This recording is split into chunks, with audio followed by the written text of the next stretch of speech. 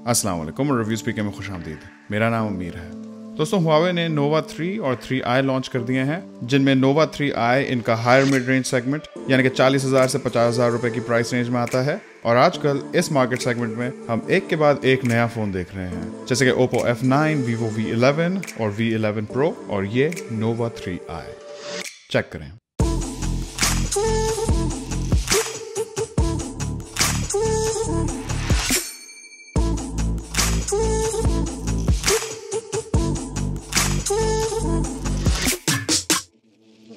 Huawei नोवा 3i, जिसे कुछ markets में P Smart Plus के नाम से भी जाना जाता है, पाकिस्तान में 40,000 रुपए की रिटेल प्राइस में अवेलेबल है और 3 कलर ऑप्शंस हैं, ब्लैक, व्हाइट और ये आयरिस पर्पल, जो कि एक ग्रेडियंट कलर है जिसमें ब्लू और पर्पल दोनों हैं।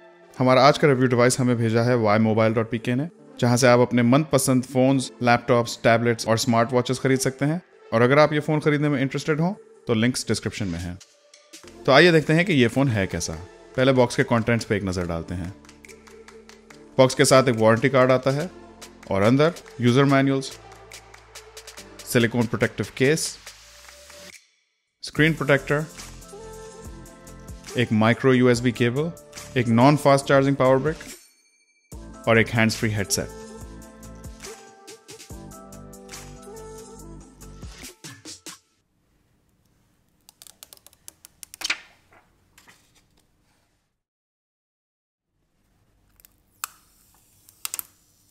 बिल्ड क्वालिटी से शुरू करें तो हुआवे नोवा 3i की हैंड फील बहुत अच्छी है। आगे कोई गोरिल्ला ग्लास प्रोटेक्शन तो नहीं है, लेकिन आगे पीछे ग्लास और बीच में ये मेटल फ्रेम होने की वजह से फोन में एक बहुत ही सॉलिड फील है। इसके साथ साथ पीछे का ये ग्रेडियंट कलर बहुत हाई क्वालिटी है और प्रीमियम फील होता है। बस एक गिला ये है कि स्क्रीन प्रोटेक्टर प्री अप्लाइड नहीं है। यूजर चाहे जितना भी ख्याल से लगाए, फैक्ट्री अप्लाइड स्क्रीन प्रोटेक्टर की बात ही और होती है। इसके मुकाबले में Oppo F9 में गोरिल्ला ग्लास 6 भी है और प्री अप्लाइड स्क्रीन प्रोटेक्टर भी। फिर भी मुझे बिल्ड क्वालिटी ओवरऑल अच्छी लगी। अब आते हैं डिस्प्ले पे। नोवा 3i में 6.3 इंचेस का full HD IPS LCD panel है, जिसका रेजोल्यूशन 2340 by 1080 है और पिक्सल डेंसिटी 409 ppi है। डिस्प्ले के ऊपर ये बोरिंग सी नॉच है, कोई वाटर ड्रॉप नॉच टाइप का सीन नहीं है। डिस्प्ले की शार्पनेस, इसके कलर्स और इसके डीप ब्लैक्स ने मुझे बहुत ही इंप्रेस किया है। कि मैक्सिमम ब्राइटनेस भी काफी है और फोन धूप में भी यूज करने में कोई इशू नहीं होता। वैसे आजकल ज्यादातर मिड रेंज फोन्स के डिस्प्लेस अच्छे ही होते हैं, क्योंकि IPS LCD टेक्नोलॉजी बहुत अच्छी तरह डेवलप हो चुकी है।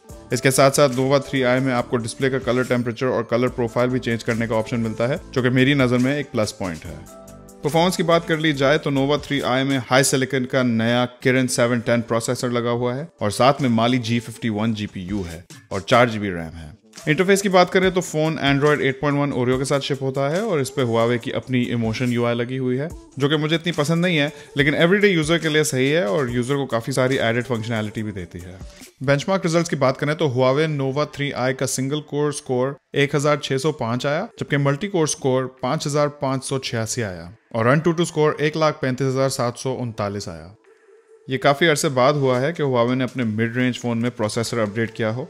इससे पहले हुआवे Mate 10 Lite से लेकर Y7 Prime और P20 Lite सब में किरण 659 हुआ करता था।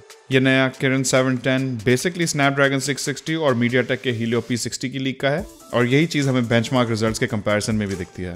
कंपेटिटर्स के स्कोर्स देखें तो नोवा 3i की परफॉर्मेंस कमोबेश वैसी ही है जैसी दूसरे कंपेटिटर्स भी दे रहे हैं, सिवाय एक फोन के, पोकोफोन F1, जिसमें Snapdragon 845 लगा हुआ है। डेली यूसेज में फोन में मुझे कोई लैग नहीं महसूस हुआ। गेमिंग की बात की जाए तो मैंने इस फोन पे इस मर्तबा PUBG खेली।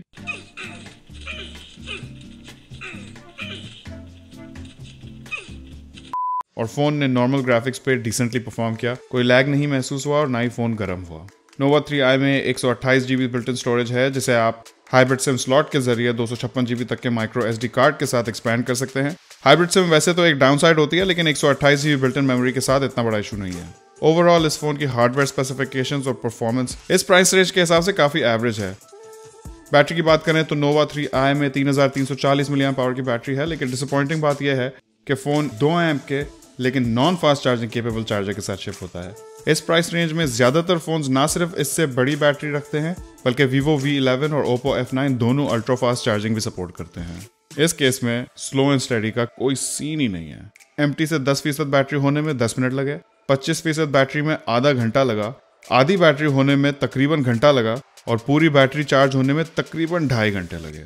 बैटरी लाइफ की बात करें तो Nova 3i एक दिन तो निकाल ही लेगा, और अगर आप लाइट यूजर हैं तो फोन 1.5 दिन भी निकाल सकता है। इसकी एक वजह यह है कि इसके अंदर लगा Kirin 710 प्रोसेसर एक पावर एफिशिएंट प्रोसेसर माना जाता है। मेरे लिए Nova 3i की बैटरी की साइज और कोई फास्ट चार्जिंग ना होना बहुत ही डिसअपॉइंटिंग बात है। इसी प्राइस रेंज में फास्ट चार्जिंग और अब अल्ट्रा फास्ट चार्जिंग भी बहुत आम बात है, और बैटरी साइजेस 3500 से 4000 मिलियन पावर होती हैं। इस फोन का एक मेन मार्केटिंग पॉइंट है इसका कैमरा। Huawei ने इसके 4 कैमरास और AI का काफी चर्चा किया है। Nova 3i के बैक पे ये ड्यूल कैमरा सेटअप है, जिसमें 16 मेगापिक्सल का मेन सेंसर और 2 मेगापिक्सल का डेप्थ सेंसर है, और यकीनन कैमरा काफी अच्छा है। इमेजेस डिटेल थी और डायनामिक रेंज भी एक मिड रेंजर के हिसाब से अच्छी थी। कहीं कहीं शैडोज को थोड़ा क्रश कर दिया था, लेकिन फिर भी अगर Note 8 से कंपेयर करें तो परफॉर्मेंस काफी डिसेंट है।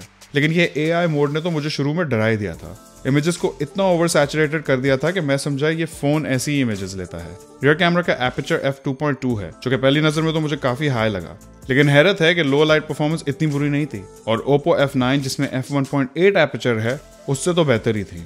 आगे की तरफ भी ये ड्यूल कैमरा सेटअप है, जिसमें ये 24 मेगापिक्सल का मेन सेंसर है और 2 मेगापिक्सल का डेप्थ सेंसर है, और एपर्चर f2.0 है। सेल्फी कैमरा की इमेजेस की बात की जाए तो हमारी टेस्टिंग में इमेजेस में ब्राइट एरियाज बहुत आसानी से ब्लोन आउट हो जाते थे, और इमेजेस काफी सॉफ्ट भी थी। इसके साथ साथ फोन में AR इमोजीज भी हैं, जो कि मुझसे पूछे तो बिल्कुल भी काम नहीं करते, और एक पोर्ट्रेट मोड भी है। लेकिन अजीब बात है कि मेरी काफी कोशिश के बावजूद भी मुझसे सेल्फीज का बैकग्राउंड ब्लर नहीं हुआ। मेरी नजर में Huawei Nova 3i का एक बड़ा सेलिंग पॉइंट इसकी प्रीमियम फील है, लेकिन मेटल की फ्रेम और फ्रंट और बैक ग्लास होने की वजह से पता नहीं ये फोन कितना पायदार होगा। इसके साथ साथ फोन का डिस्प्ले भी मुझे बहुत पसंद आया, और इसका कैमरा भी अच्छा लगा। लेकिन अगर परफॉर्मेंस की बात की जाए तो फोन एवरेज है। इस प्राइस पॉइंट पे बाकी सारे फोन्स इस टाइप के ही प्रोसेसर्स देते हैं, और कम से कम इस फोन में स्नैपड्रैगन 660 दे देते हैं। बैटरी के लिहाज से भी फोन खासा वीक है। न सिर्फ बैटरी छोटी है बल्कि बहुत स्लो चार्ज होती है। आजकल के ज़माने में अगर 40,000 का फ़ोन चार्ज होने में 2.5 घंटे लगा दे तो ये एक बहुत बड़ी वीकनेस है। इस वीडियो में इतना ही। वीडियो पसंद आया तो चैनल पर सब्सक्राइब करना ना भूलिएगा। इंशाल्लाह आपसे मुलाकात होगी अगली वीडियो में। अल्लाह हाफिज़।